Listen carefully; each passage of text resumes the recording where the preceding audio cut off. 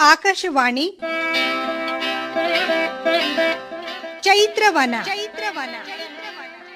ಲಕ್ಷ್ಮೀಶನ ಜೈಮಿನಿ ಭಾರತದ ಸಮಗ್ರ ವಾಚನ ವ್ಯಾಖ್ಯಾನ ಕಾರ್ಯಕ್ರಮ.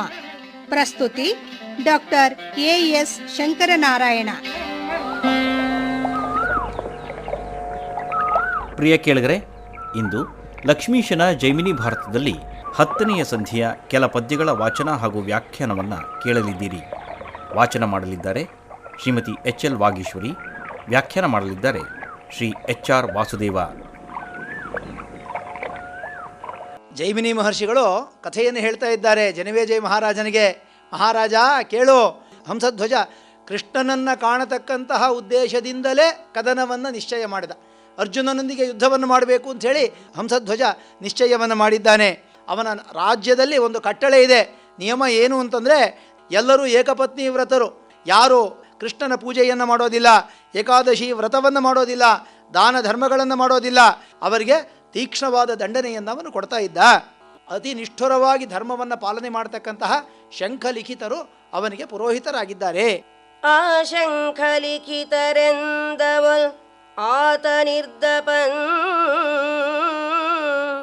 ಇಳೇಶ ಕೇಳವನದಿನ್ನೊಂದು ಕಟ್ಟಳೆಯಂ ಹುತಾಶನ ಜ್ವಾಲೆಯಿಂ ಕಾಯ್ದುಕ್ಕುವ ಎಣ್ಣೆಗೊಪ್ಪರಿಗೆಯೊಳ್ತಾಂ ಸಮರಕೆ ಅತುವಿಂ ಪೊರಮಡುವದುಂದುಬಿಯ ಸನ್ನೆಯ ಮಹಾಶಬ್ದಮಂ ಕೇಳ್ದು ಹಿಂದುಳಿದ ಭಟನಂ ಪ್ರವೇಶಮಂ ಮಾಡಿಸುವನಲ್ಲದೊಡೆ ತನ್ನ ಭಾಷೆಗೆ ಭಂಗಮಪ್ಪುದೆಂದು.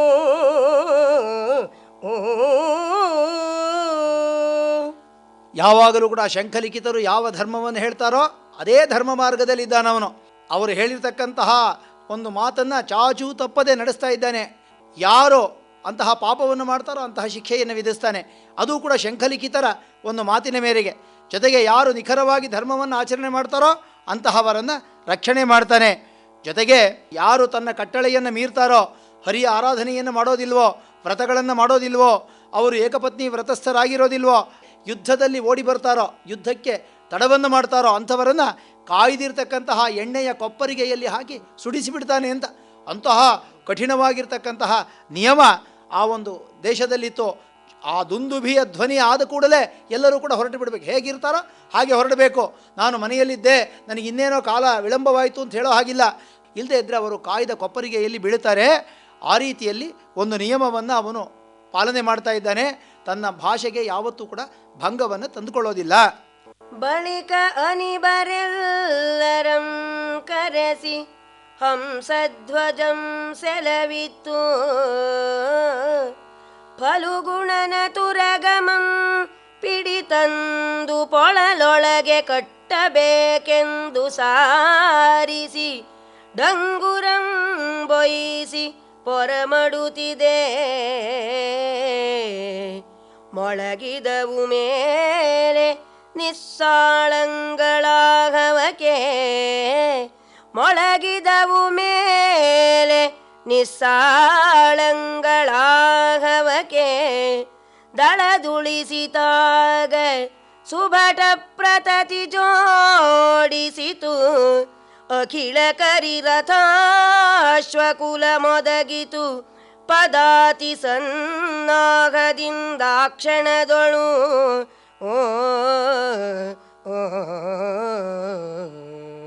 ಹಂಸಧ್ವಜ ಕೂಡಲೇ ತುರಗವನ್ನು ಕಟ್ಟಿ ಅಂಥೇಳಿ ಸೈನ್ಯದ ಒಂದು ಭಾಗಕ್ಕೆ ಆಜ್ಞೆಯನ್ನು ಮಾಡಿಬಿಟ್ಟ. ನಿಸ್ಸಾಳತತಿ ಒದರಿಬಿಡ್ತು. ಒಂದು ಕ್ಷಣದಲ್ಲಿ ದುಂದುಭಿಯ ಘೋಷವಾಯಿತು. ಎಲ್ಲರೂ ಕೂಡ ಯುದ್ಧಕ್ಕೆ ಸಿದ್ಧರಾಗಿ ಅಂತ ಅದರ ಸೂಚನೆ. ಆ ದುಂದುಭಿಯ ಧ್ವನಿ ಆಗತಾ ಇದ್ದ ಹಾಗೆ ಸಮಸ್ತ ಸೈನಿಕರು ಕೂಡ ತಮ್ಮ ತಮ್ಮ ಮನೆಗಳಿಂದ ಹೊರಬಂದು ಸೈನ್ಯದ ಸೇರಬೇಕಾಗಿರ್ತಕ್ಕಂತಹ ಬಯಲಲ್ಲಿ ಸೇರಿಬಿಡ್ತು. ಅದರಲ್ಲಿರ್ತಕ್ಕಂತಹ ಆನೆ ಕುದುರೆಗಳು ಲೆಕ್ಕವಿಲ್ಲದಷ್ಟು ಅಲ್ಲಿ ಸೇರಿಬಿಟ್ಟಿದೆ. ಸನ್ನಾಹ ಹೇಗಾಗಿದೆ ಅಂತಂದರೆ ಆ ಆನೆಗಳನ್ನು ವರ್ಣನೆ ಮಾಡ್ತಾ ಇದ್ದಾನೆ. ಆನೆಗಳು ಹೇಗೆ ಕಾಣ್ತಾ ಇತ್ತು ಆ ಸೈನ್ಯದಲ್ಲಿ ಅಂತ. ಸುರಪಸುತನೆಂಬ ವೈರಕ್ಕೆ ಧನಂಜಯನ ಮೇಲಿರದೆ ಮುಳಿದೆದ್ದುದೋ ಕುಲಾದ್ರಿಗಳ ಬಳಗಂ ಸುರಪಸುತನೆಂಬ ವೈರಕ್ಕೆ ಧನಂಜಯನ ಮೇಲಿರದೆ ಮುಳಿತೆದ್ದುದೋ ಕುಲಾದ್ರಿಗಳ ಬಳಗಂ ಎನೆ ಕರಿಘಟೆಗಳೈದುದುವು ತನ್ನ ಮಗನಂ ಕೊಂದನೆಂದು ನರನೊಲ್ಕನಲ್ದು ತರಣಿ ತಾಳ್ದನು ನಿಜಾಕಾರ ಕೋಟೆಗಳ ನೆನೆ ತೆರಳಿದುವು ಮಣಿಮಯವರೂಥಂಗಳು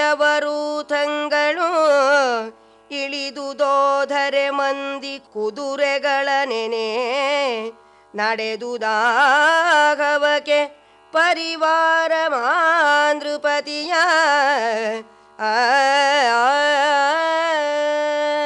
ಹಿಂದೆ ಕುಲಾದ್ರಿಗಳು ಅಂದರೆ ಕುಲಪರ್ವತಗಳಿಗೆಲ್ಲ ರೆಕ್ಕೆಗಳಿತ್ತು. ಅದನ್ನು ಇಂದ್ರ ತನ್ನ ವಜ್ರಾಯುಧದಿಂದ ಕತ್ತರಿಸಿಬಿಟ್ಟ ಅಂತ ಹಿಂದಿನ ಒಂದು ಕಥೆ. ಅದನ್ನಿಟ್ಕೊಂಡು ಕವಿ ಹೇಳ್ತಾ ಇದ್ದಾನೆ, ಇಂದ್ರ ನಮಗೆ ಹಿಂದೆ ರೆಕ್ಕೆಗಳನ್ನೆಲ್ಲ ಕತ್ತರಿಸಿ ನಮಗೆ ದ್ರೋಹವನ್ನು ಮಾಡಿದ್ದಾನೆ. ಇವನು ಇಂದ್ರನ ಮಗ. ಅಂಥ ಇಂದ್ರನ ಮಗನ ಮೇಲೆ ನಾವು ಸೇಡನ್ನು ತೀರಿಸ್ಕೊಳ್ಳೋಣ ಅಂಥೇಳಿ ಏನಾದರೂ ಕುಲಪರ್ವತಗಳು ದೊಡ್ಡ ದೊಡ್ಡ ಬೆಟ್ಟಗಳೆಲ್ಲ ಬಂದು ನಿಂತು ಬಿಟ್ಟಿದೆಯೋ ಅನ್ನುವ ಹಾಗೆ ಕರಿಘಟೆಗಳು, ಕರಿಯಾಗಿರ್ತಕ್ಕಂಥ ಆನೆಗಳು ಸಾಲು ಕಾಣ್ತಾ ಇದೆ ಅಂತ. ಅದೇ ರೀತಿಯಲ್ಲಿ ಅಲ್ಲಿರ್ತಕ್ಕಂಥ ಮಣಿಮಯ ವರೂಥ 70 ಜನ ಸೇನಾಧಿಪತಿಗಳ ಕೈಯಲ್ಲಿದೆ. ಎಷ್ಟು ಸಾವಿರ ಆಯಿತು, ಅಷ್ಟೂ ಲಕ್ಷಗಟ್ಟಲೆ ಮಣಿಮಯ ವರೂಥಗಳು ಆ ಸೈನ್ಯದ ಸುತ್ತಲೂ ಕಾಣ್ತಾ ಇದೆ. ಅದು ಹೇಗಿದೆ ಅಂತಂದರೆ, ಹಿಂದೆ ಸೂರ್ಯನ ಮಗನಾಗಿರ್ತಕ್ಕಂಥ ಕರ್ಣನನ್ನು ಅರ್ಜುನ ಕೊಂದಾಕಿದ್ದಾನೆ. ಹಾಗಾಗಿ ಅಂತಹ ಅರ್ಜುನನ ಮೇಲೆ ನಾನು ಸೇಡನ್ನು ತೀರಿಸ್ಕೊಳ್ತೇನೆ ಅಂಥೇಳಿ ಸೂರ್ಯನೇ ತನ್ನ ಕಿರಣಗಳನ್ನು ಸುತ್ತಲೂ ಕೂಡ ಸೈನ್ಯಕ್ಕೆ ರಕ್ಷಣೆಯಾಗಿ ಕೊಟ್ಟುಬಿಟ್ನೋ ಅನ್ನುವ ಹಾಗೆ ಆ ಮಣಿಮಯವಾಗಿರ್ತಕ್ಕಂಥ ವರೂಥಗಳು ಸಾಲು ಕಾಣ್ತಾ ಇದೆ. ಇಂತಹ ಸೈನ್ಯ ಯುದ್ಧಕ್ಕೆ ಹೊರಟಿದೆ. ಕಂಸಾರಿ ಬಾರದೆ ನರಂಗೆ ಸೋಲ್ವವನಲ್ಲ ಕಂಸಧ್ವಜಂ ಕಂಸಾರಿ ಬಾರದೆ ನರಂಗೆ ಸೋಲ್ವವನಲ್ಲ ಹಂಸಧ್ವಜಂ ಧುರದೊಳಿನ್ನು ಕೃಷ್ಣನ ದರ್ಶನಂ ಸುಲಭಮೆಲ್ಲರ್ಗೆ ಸಂದೇಹಮಿಲ್ಲ ದೇಹಮನಾಂತು ಜನಿಸಿರ್ದ ಸಂದೇಹಮಿಲ್ಲ ದೇಹಮನಾಂತು ಜನಿಸಿರ್ದ ಸಂಸಾರಕಿದು ಸಫಲಮಪ್ಪುದು ಎಂದು ಪರಿತೋಷದಿಂ ಸಮರ ಕೈದು ತಿರ್ದುದು ಸಕಲ ಪಟು ಭಟರು ಅದಂ ಸತಿಯರೀಕ್ಷಿಸಿದರು ಉಪ್ಪರಿಗೆಗಳ ಮೇಲೆ ಇನಿಯರನಾದರಿಸಿ ಕಳುಹಿ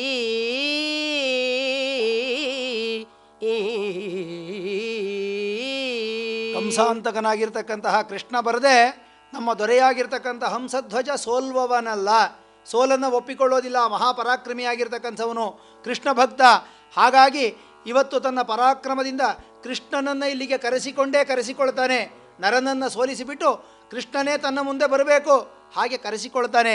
ನಾವು ಕೃಷ್ಣ ದರ್ಶನವನ್ನು ಮಾಡ್ತೇವೆ, ಈ ಜನ್ಮ ಸಾರ್ಥಕವಾಗುತ್ತೆ, ನಾವು ಭಗವಂತನ ದರ್ಶನವನ್ನು ಮಾಡ್ತೀವಿ ಅಂಥೇಳಿ ತುಂಬ ಸಂತೋಷದಿಂದ ಎಲ್ಲ ಸೈನಿಕರು ಕೂಡ ಯುದ್ಧ ಭೂಮಿಗೆ ತೆರಳುತ್ತಾ ಇದೆ.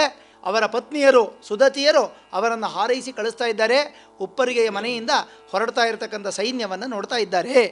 ಅಳಿಲಾದ ನಿರಿಯ ಬಳಲಿದ ಮುಡಿಯ ಅಳಿಲಾದ ನಿರಿಯ ಬಳಲಿದ ಮುಡಿಯ ಸೊಪ್ಪಾದ ತಿಲಕದ ಕೆದರ್ದ ಕಾಡಿಗೆಯ ಬೆಮರಿದ ಮೈಯ ಪುಳಕದವಯವದ ಕೆಂಬಾಸುರೇಳುಗಳ ಪರೆದನು ಲೇಪನದ ತೊಡಕಿದ ಗಳದ ಹಾರದ ಗಳದ ಹಾರದ ಕೆಂಪುಗದಡಿದ ಅದರದ ನುಡಿಯ ಕಳವಳದ ಕಡೆಗಣ್ಣ ಕೆಂಬೊಗರ ಕದಪುಗಳ ಕಲೆಯ ಕೋಮಲೆಯರ ಇನಿಯರ್ಕಳಂ ಕಳುಪಿ ನೆಲೆವಾಡವನು ಅಡರ್ದರಂದು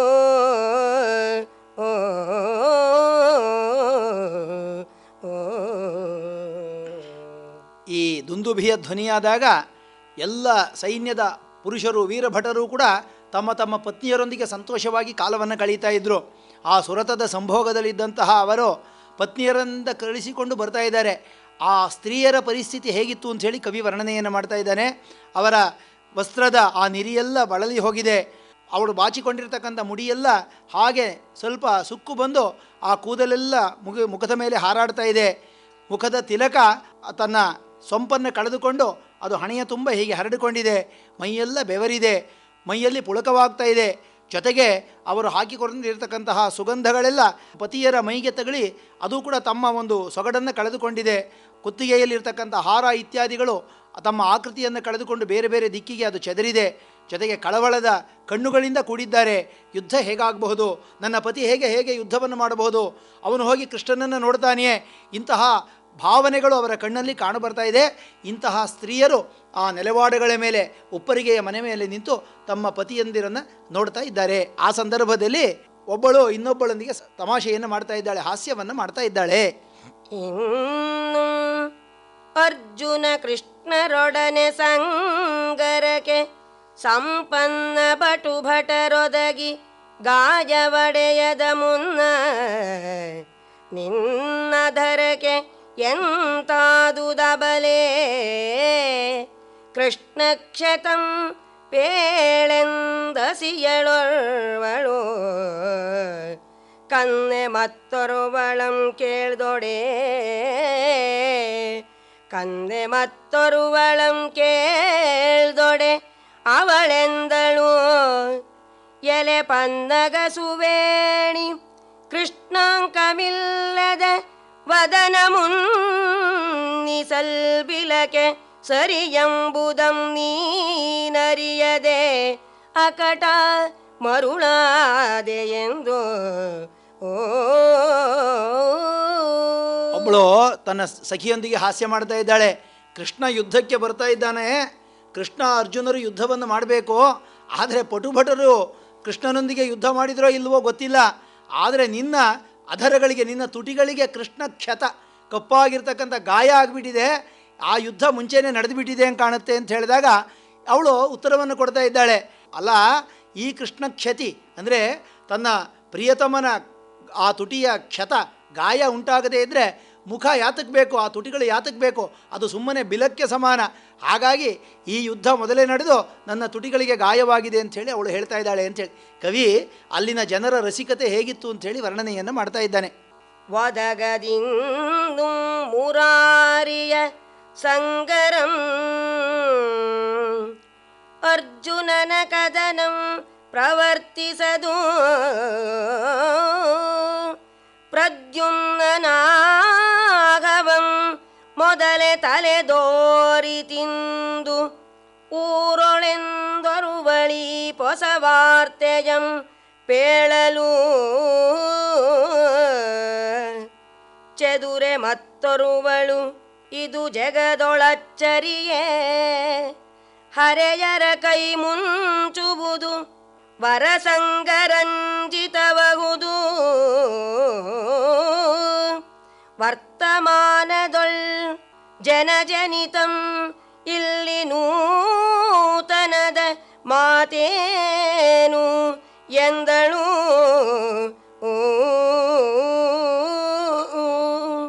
ಒಬ್ಬಳು ಇನ್ನೊಬ್ಬಳ ಹತ್ರ ಹೇಳ್ತಾ ಇದ್ದಾಳೆ, ಕೃಷ್ಣ ಇನ್ನೂ ಯುದ್ಧಕ್ಕೆ ಬರಲಿಲ್ಲ, ಇರಲಿ, ಇಲ್ಲಿ ಸೈನ್ಯದಲ್ಲಿ ಬಂದಿರತಕ್ಕಂಥ ಅರ್ಜುನನ ಯುದ್ಧವೇ ನಡೆದಿಲ್ಲ, ಆದರೂ ಇಲ್ಲಿ ಪ್ರದ್ಯುಮ್ನಾಹವಂ ಮೊದಲೇ ತಲೆದೋರಿತು ಅಂತ.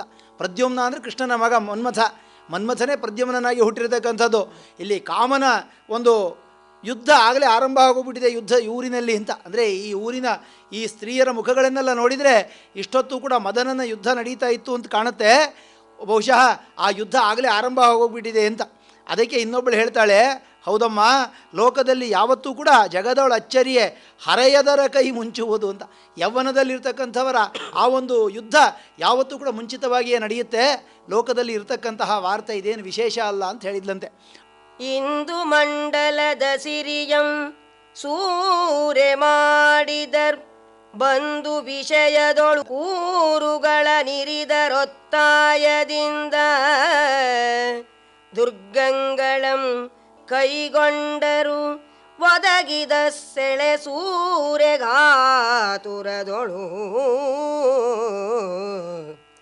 ಮುಂದುವರಿದಂಕವೇರಿದರ್ ಈಗ ವರಸುಭಟರೆಂದು ಪೊಸವಾರ್ತೆಯಂ ಪ್ರೌಢೆಯೊರುವಳ್ ಪೇಳ್ದೊಡೆ ಅಂದು ಬಾಲೆಯರಾಕೆಯಂ ಜರೆದರು ಅರಸನಿಲ್ಲವೆ ಗೆಲ್ದೊಡೆ ಎಂದು ನಗುತ್ತ. ಅಷ್ಟರಲ್ಲಿ ಇನ್ನೊಬ್ಬಳು ಬಂದು ಹೇಳಿದ್ಲು, ಆ ಅರ್ಜುನನ ಸೈನ್ಯ ಎಲ್ಲ ಕಡೆಯಲ್ಲೂ ಕೂಡ ಗೆದ್ದುಕೊಂಡು ಬರ್ತಾ ಇದೆಯಂತೆ. ಊರೂರುಗಳನ್ನು ಅವರು ಗೆದ್ದು ಕಪ್ಪ ಕಾಣಿಕೆಗಳನ್ನು ತೆಗೆದುಕೊಂಡು ಬರ್ತಾ ಇದ್ದಾರೆ, ಸೂರೆಯನ್ನು ಮಾಡ್ತಾ ಇದ್ದಾರೆ. ಸೈನ್ಯದ ಮುಂದೆ ಯಾವ ಊರು ಕೂಡ ನಿಲ್ತಾ ಇಲ್ವಂತೆ. ಅಂಥ ಅರ್ಜುನ ಪರಾಕ್ರಮಿ ಅಂತ. ಆಗ ಇನ್ನೊಬ್ಳು ಹೇಳ್ತಾ ಇದ್ದಾಳೆ, ಅಯ್ಯ, ನಮ್ಮ ಅರಸನನ್ನು ನೋಡೋವರೆಗೆ ಅರ್ಜುನ ಗೆಲ್ಲಬಹುದು ಅಷ್ಟೇ. ಯಾವಾಗ ನಮ್ಮ ಹಂಸಧ್ವಜ ಯುದ್ಧಕ್ಕೆ ನಿಲ್ತಾನೋ ಅಲ್ಲಿಂದ ಮುಂದಕ್ಕೆ ಅರ್ಜುನನಿಗೆ ಗೆಲುವಿಲ್ಲ. ನೀನು ಯಾತಕ್ಕೆ ಆ ಮಾತನ್ನು ಹೇಳ್ತೀಯಾ ಅಂಥೇಳಿ ಇನ್ನೊಬ್ಬಳು ಉತ್ತರ ಕೊಡ್ತಾ ಇದ್ದಾರಂತೆ. ಈ ರೀತಿ ನಗರದಲ್ಲಿ ಎಲ್ಲ ಕಡೆಯಲ್ಲೂ ಸಂಭಾಷಣೆ ನಡೀತಾ ಇದೆ. ಈ ಸಂದರ್ಭದಲ್ಲಿ ಸ್ತ್ರೀಯರು ತಮ್ಮ ಪುರುಷರನ್ನು ಬೀಳ್ಕೊಡ್ತಾ ಇದ್ದಾರೆ. ವಿಮಲದಧಿಲಾಜ ದೂರ್ವಾಕ್ಷತೆಗಳಂ ತಳೆದು ಕ್ರಮದೊಳಾರತಿಗಳಂ ತಂದೆತ್ತಿ ಯಕ್ಷ ಕರ್ದಮ ವಿಲೇಪನ ಕುಸುಮ ತಾಂಬೂಲಮಂ ಕೊಟ್ಟು ಪರಸಿ ಸೇಸೆಗಳನಿಟ್ಟು ರಮಣರಂ ತೆಗೆದು ಬಿಗಿಯಪ್ಪಿ ಶುಭವಾಕ್ಯದಿಂ ಸಮರ ಭೂಮಿಗೆ ಕಳುಹಿ ಸತಿಯರು ಸುರತ್ನ ಕಟ್ಟಿಮದ ಹರ್ಮ್ಯಂಗಳ ನಡರ್ದುದು ವಿಜಯಪುರದ ಲಕ್ಷ್ಮೀಶನಂ ನೋಡಲು.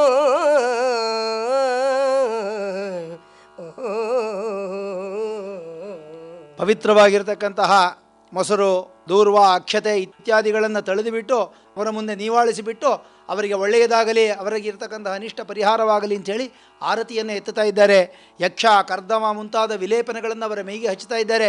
ವಿಶೇಷ ಗಂಧಗಳು ಅವುಗಳನ್ನೆಲ್ಲ ಅವರ ಮೈಗೆ ಹಚ್ಚಿಬಿಟ್ಟು ಉತ್ತಮವಾದ ತಾಂಬೂಲವನ್ನು ತಾವೇ ಮಡಿಸಿ ಅವರ ಬಾಯಿಗೆ ತಿನ್ನಿಸಿಬಿಟ್ಟು ಹರಸಿಬಿಟ್ಟು ಸೇಸೆಗಳನ್ನು, ಅಕ್ಷತೆಗಳನ್ನು ಹಾಕ್ತಾ ಇದ್ದಾರೆ. ಆ ರಮಣರನ್ನು ಬಿಗಿಯಾಗಿ ಅಪ್ಪಿಕೊಂಡು, ನೀನು ಯುದ್ಧದಲ್ಲಿ ಗೆಲ್ಲು, ನೀನು ಭಗವಂತನನ್ನು ನೋಡು, ನೀನು ಪರಾಕ್ರಮದಿಂದ ಹೋರಾಡು ಅಂತ ಹೇಳ್ತಾ ಶುಭವಾಕ್ಯದಿಂದ ಪುನಃ ಸ್ಯಾನ್ನಃ ಪುನರ್ದರ್ಶನಂ ಅಂತ ಮತ್ತೆ ನಿಮ್ಮನ್ನು ನೋಡುವಂತೆ ಆಗಲಿ, ಯುದ್ಧರಂಗದಿಂದ ಗೆದ್ದು ಬಾ ಅಂಥೇಳಿ ಒಳ್ಳೆಯ ಮಾತುಗಳನ್ನು ಹೇಳ್ತಾ ತಮ್ಮ ಮನೆಯಲ್ಲಿರ್ತಕ್ಕಂಥ ಪುರುಷರನ್ನು ಕಳಿಸ್ತಾ ಇದ್ದಾರೆ ಯುದ್ಧ ಭೂಮಿಗೆ. ಜೊತೆಗೆ ಆ ಸುಕಟ್ಟಿಮದ ಒಳ್ಳೆಯ ಉಪ್ಪರಿಗೆ ಮನೆಗಳಲ್ಲಿ ನಿಂತುಕೊಂಡು ದೇವಪುರ ಲಕ್ಷ್ಮೀ ರಮಣ ನೋಡಲು ಅಂತ ಆ ಅರಸನನ್ನು, ಲಕ್ಷ್ಮೀಶನನ್ನು ನೋಡೋದಕ್ಕೋಸ್ಕರವಾಗಿ ತನ್ನ ಪತಿ ತೆರಳುತ್ತಾ ಇದ್ದಾನೆ ಅಂಥೇಳಿ ಪ್ರತಿಯೊಬ್ಬ ಸ್ತ್ರೀಯೂ ಕೂಡ ಆ ಉಪ್ಪರಿಗೆ ಮನೆ ಮೇಲೆ ನಿಂತು ದೇವದಿಂದ ಕೂಡಿರ್ತಕ್ಕಂತಹ ಕಣ್ಣುಗಳಿಂದ ನಿಂತು ಅವರೆಲ್ಲರನ್ನೂ ಕೂಡ ನೋಡ್ತಾ ಇದ್ದಾರೆ, ಯುದ್ಧಕ್ಕೆ ಕಳಿಸ್ತಾ ಇದ್ದಾರೆ.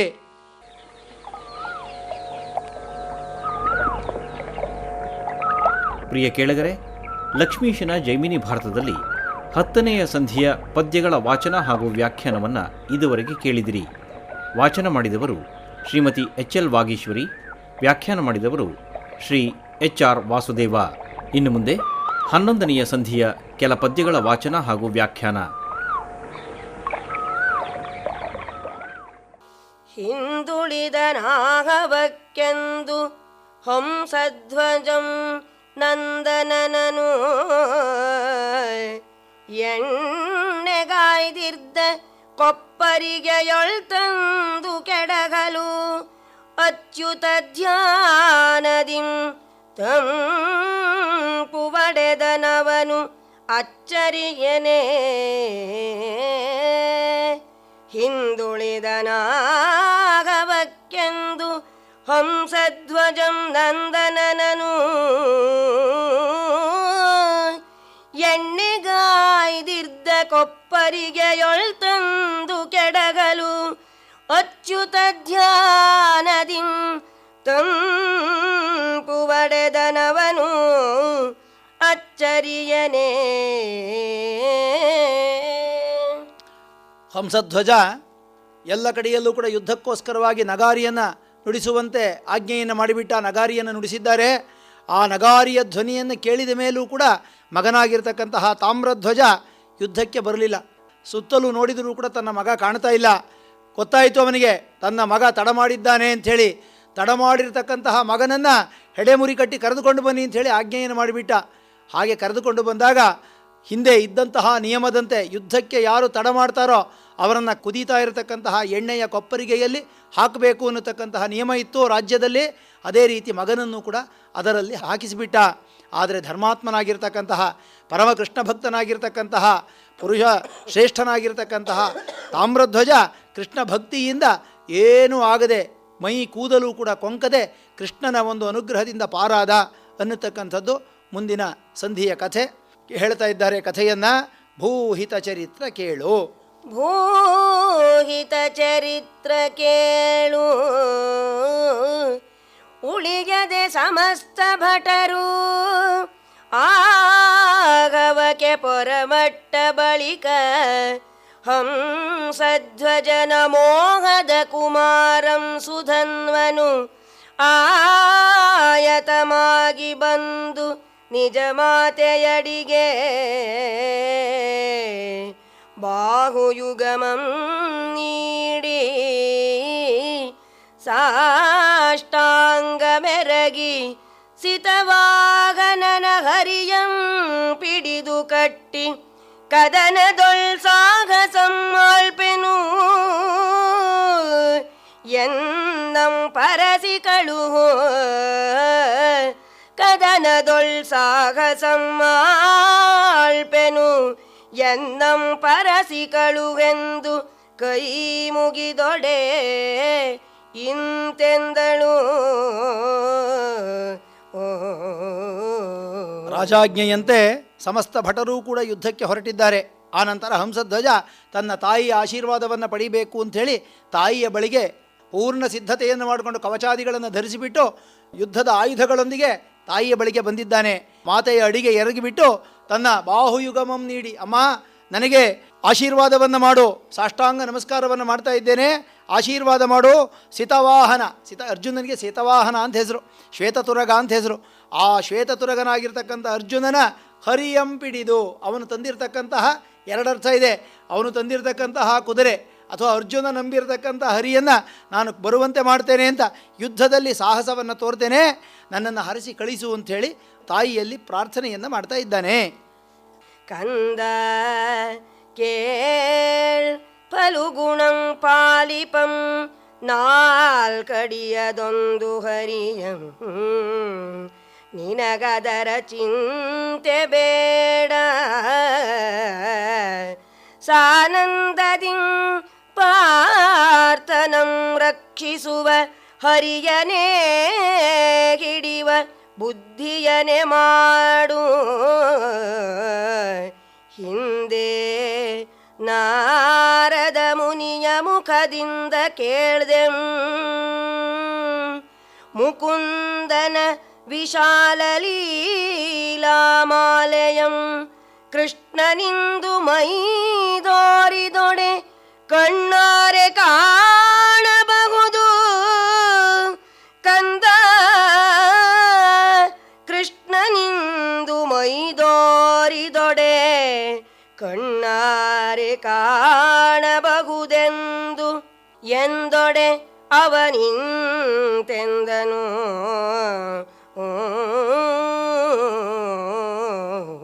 ಆಗ ಪರಮಕೃಷ್ಣ ಭಕ್ತೆಯಾಗಿರ್ತಕ್ಕಂತಹ ತಾಯಿ ಹೇಳ್ತಾ ಇದ್ದಾಳೆ, ಕಂದ ಆ ಅರ್ಜುನ ಹಿಂಬಾಲಿಸಿಕೊಂಡು ಬಂದಿರತಕ್ಕಂಥದ್ದು 4 ಕಾಲಿನ ಒಂದು ಕುದುರೆ, ಅದು ಹರಿ ಅಂತ. ಆದರೆ ನಿನಗದರ ಚಿಂತೆ ಬೇಡ, ನಮಗೆ ಆ ಕುದುರೆ ಬೇಕಾಗಿಲ್ಲ, ಆ ಕುದುರೆಯಿಂದ ಮಾಡಬೇಕಾಗಿದ್ದಂಥ ಅಶ್ವಮೇಧ ಬೇಕಾಗಿಲ್ಲ ನಮಗೆ. ಅರ್ಜುನ ರಕ್ಷಣೆ ಮಾಡ್ತಾ ಇದ್ದಂಥ ಹರಿ ಬೇಡ, ಅರ್ಜುನನನ್ನು ರಕ್ಷಣೆ ಮಾಡ್ತಾ ಇರತಕ್ಕಂಥ ಹರಿಯನ್ನು ಕರೆದುಕೊಂಡು ಬಾ ಅಂತ. ಅವನನ್ನು ಹಿಡಿ, ಆ ಕೃಷ್ಣನ ಚರಣವ ಹಿಡಿ ಹಿಡಿ, ಆ ಕೃಷ್ಣನ ಚರಣವನ್ನು ಹಿಡಿ ಅಂತ ಹೇಳ್ತಾ ಇದ್ದಾಳೆ. ಹಿಂದೆ ನಾರದ ಮಹರ್ಷಿಗಳು ಬಂದಿದ್ದರು. ಆ ಕೃಷ್ಣನ ಲೀಲಾ ವಿನೋದವನ್ನು, ಅವನ ಅವತಾರ ಕಥೆಯನ್ನು, ಅವನ ಲೀಲಾ ಮಾಲೆಯನ್ನು ನನಗೆ ಬಹಳ ವಿಸ್ತಾರವಾಗಿ ಹೇಳಿದ್ದಾರೆ. ನಾನು ಕೃಷ್ಣನ ಕಥೆಯನ್ನು ಕೇಳಿದ್ದೇನೆ, ಕೃಷ್ಣನ ವೈಭವವನ್ನು, ಅವನ ಅವತಾರದ ಕಾರಣವನ್ನು ಕೇಳಿಕೊಂಡಿದ್ದೇನೆ. ಇವತ್ತು ನಿನ್ನ ಒಂದು ಪರಾಕ್ರಮದಿಂದ ಕೃಷ್ಣ ಬರುವ ಹಾಗೆ ಆದರೆ ನಾನು ಕೃತಕೃತ್ಯಳಾದೆ, ಈ ಜನ್ಮ ಸಾರ್ಥಕವಾಗುತ್ತೆ, ಮಗು ಕೃಷ್ಣನನ್ನು ನೋಡ್ತಕ್ಕಂತಹ ಪ್ರಯತ್ನವನ್ನು ಮಾಡು ಅಂತ ಹೇಳಿದಾಗ ತಾಯಿಗೆ ಉತ್ತರವನ್ನು ಕೊಡ್ತಾ ಇದ್ದಾನೆ. ತಾಯ ಚಿತ್ತೈಸೋ ಆದೊಡೆ ಈ ಭಾಷೆಯಂ ಕೃಷ್ಣರಾಜನಂ ತನ್ನೆಡೆಗೆ ಬರೆಸಿಕೊಳ್ಳುವುದಕ್ಕೆ ಒಂದು ಪಾಯಮಂ ಬಲ್ಲೆನಾಂ ಕೈಯಂ ಪಿಡಿದೊಡೆ ಮೈ ತಾನೆ ಬಹುದು ಇಂದ್ರಜನನು ನೋಯಿಸಿದೊಡೆ ಅಗಧರಂ ಬಾರದಿರನು ಇಂದ್ರಜನನು ನೋಯಿಸಿದೊಡೆ ಅಗಧರಂ ಬಾರದಿರನು ಆನತರಪಾಯಮಂ ಸೊಯ್ರಿಸಂ ಬಳಿಕ ತೋರುವೆನು ಅಂಬುಜಾಯತಾಕ್ಷನ ಮುಂದೆ ತನ್ನ ಪೌರುಷವನು ಅಂಬುಜಾಯತಾಕ್ಷನ ಮುಂದೆ ಪೌರುಷವನು ತೋರುವೆನು ಎನಲು ಆಕೆ ಮಗುಳಿಂತೆಂದಳು. ಅಮ್ಮ ನನ್ನ ಮಾತನ್ನು ಕೇಳು, ಭಾಷೆಯಂ, ನಾನು ಭಾಷೆ ಮಾಡ್ತಾ ಇದ್ದೀನಿ ಅಂತ ಅಂದರೆ ಕೃಷ್ಣನನ್ನು ಬರೆಸ್ಕೊಳ್ತೀನಿ ಇಲ್ಲಿಗೆ. ನನಗೊಂದು ಉಪಾಯ ಗೊತ್ತು ಅಂತ. ಏನು ಅಂತಂದರೆ ಕೈಯನ್ನು ಹಿಡಿದು ಎಳೆದು ಬಿಟ್ಟರೆ ಮೈ ತಾನೇ ಬಂದುಬಿಡುತ್ತೆ. ಅರ್ಜುನನ ಮೈ ಕೃಷ್ಣನ ಮೈ ಬೇರೆ ಅಲ್ಲ. ಅರ್ಜುನನ ಅಂದರೆ ಇಲ್ಲಿ ಅರ್ಜುನ ಅಂದರೆ ಕೈ ಅಂತ, ಕೃಷ್ಣ ಮೈ.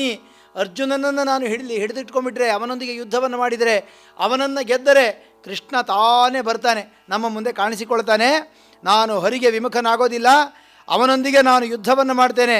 ತೋರುವೆನು ಅಂಬುಜಾಯತಾಕ್ಷನ ಮುಂದೆ ತನ್ನ ಪೌರುಷವನು. ಅಮ್ಮ, ನಾನು ಕೃಷ್ಣನ ಮುಂದೆ ನನ್ನ ಪರಾಕ್ರಮವನ್ನು ತೋರಿಸ್ತೇನೆ ಅಂಥೇಳಿ ತಾಯಿಯ ಮುಂದೆ ಪ್ರತಿಜ್ಞೆಯಿಂದ ಮಾಡ್ತಾ ಇದ್ದಾನೆ.